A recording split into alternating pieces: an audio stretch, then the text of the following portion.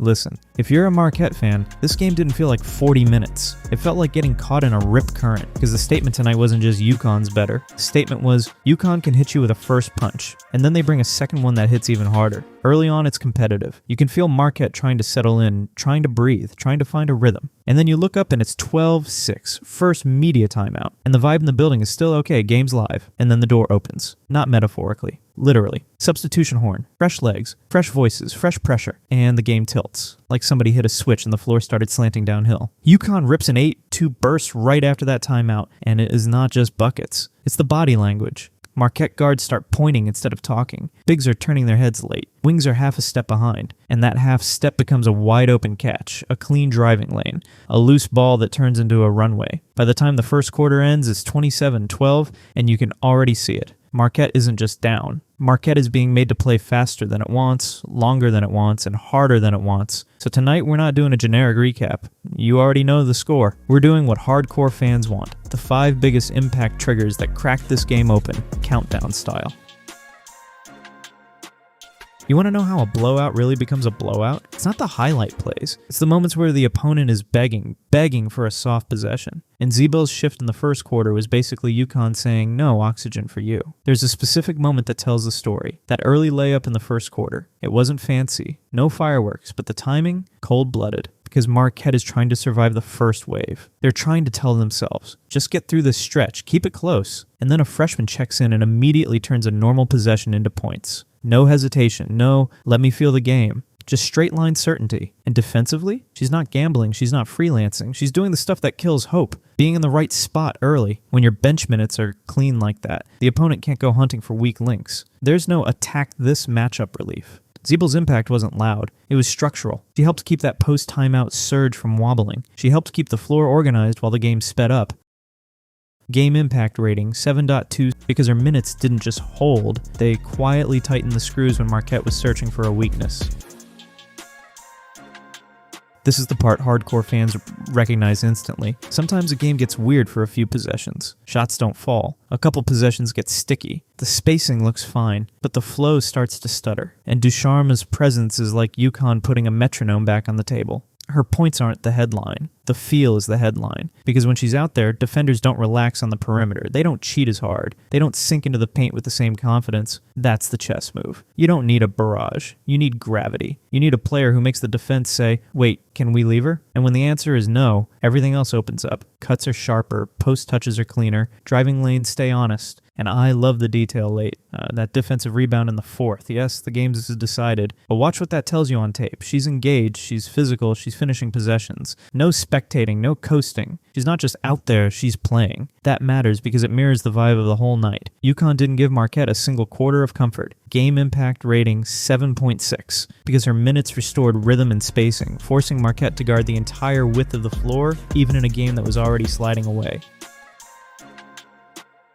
Alright, this one is for the sickos who love the mean parts of basketball. Because Jana El Alfy didn't just rebound tonight, she stole possessions. 6 offensive rebounds. 6. And every single one of those is basically a message. Congrats on getting a stop. Now do it again and again. That is emotionally exhausting. That's the stuff that makes a team start jogging back instead of sprinting. Because they're thinking, what's the point? We finally forced a miss and it didn't matter. And then, the gut punch at the horn. End of the second quarter, clock bleeding out, Marquette trying to drag themselves into halftime like, okay, regroup, reset. And El Alfy sneaks in a layup right at to make it 46-21. That is demoralizing in a way that doesn't show up in one number. That's not just 2 points. That's UConn saying, even your break isn't safe. Her impact was physical, psychological, and tactical.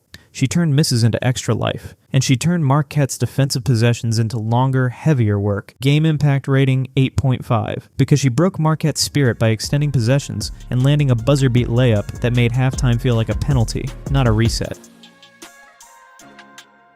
If you only watch the ball, you miss her superpower. Eckle didn't just run the offense. She controlled how fast Marquette had to think. 6 assists, yeah. But what did they look like? They looked like Marquette turning to find matchups and realizing the shot is already in the air. Her best moments tonight were when Marquette thought they had a breath, after a made basket, after a dead ball, and she turned it into chaos anyway. That's the cruel part. She made normal possessions feel rushed, and the first half is where you see it explode. UConn starts at 12-6, and right after that first media timeout, the game goes on rails. That 8-2 run, where every Marquette closeout is late, every rotation is half communicated, and UConn is getting clean decisions. Heckel's fingerprints are all over that type of run, because she's the one who decides, do we walk it up, or do we go? And tonight the answer was go and go again. And the cleanest part? She's distributing without giving Marquette gifts. No sloppy handoffs, no panic passes, just sharp choices that keep the machine humming. Game impact rating 9.0, because she weaponized pace, turning Marquette's defensive possessions into cross-match chaos and keeping UConn's attack sharp every time the game threatened to slow down.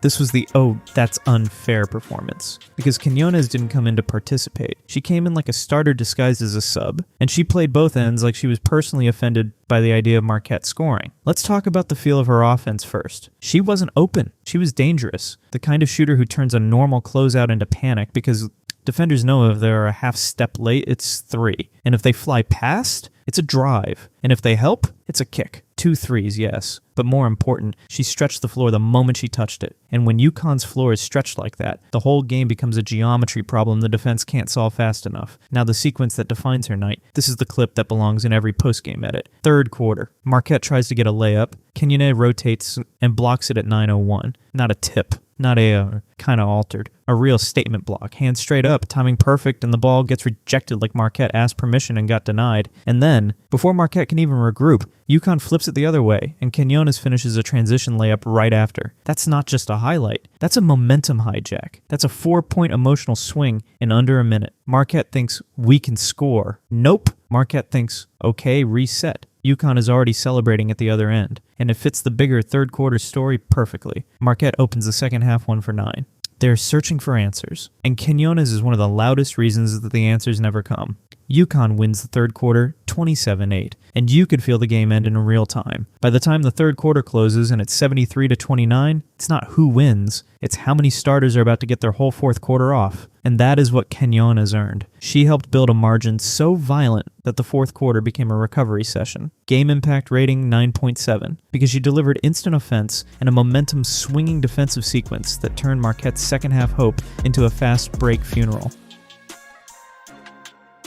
Here's the clean takeaway from this performance for the very next opponent on the schedule. If you're scouting UConn after tonight, the problem is simple and terrifying. There was no survive the subs stretch. UConn built separation early, then strangled the restart after halftime, then cashed the ultimate check. Every starter got the entire fourth quarter off. That's not a trivia note. That's real currency for the next game. Fresh legs, fresh bursts, and a team that just practiced finishing you for 3 quarters without having to spend the fourth. So the next opponent isn't just preparing for the opening punch. They're preparing for a team that can turn the third quarter into a closing argument.